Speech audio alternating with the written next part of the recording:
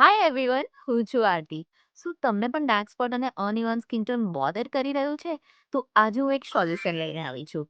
કેમ skin shine day cream મારા રૂટીનમાં આટલું ઇમ્પોર્ટન્ટ થઈ ગયું છે, હું આજે તમને જણાવીશ.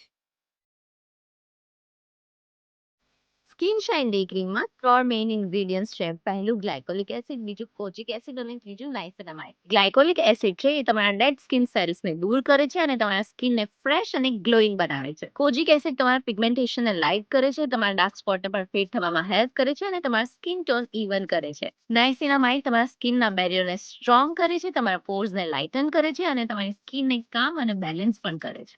પહેલા તમારી સ્કિનને ક્લીન્સ કરીને ડ્રાય કરી દેવાનું છે.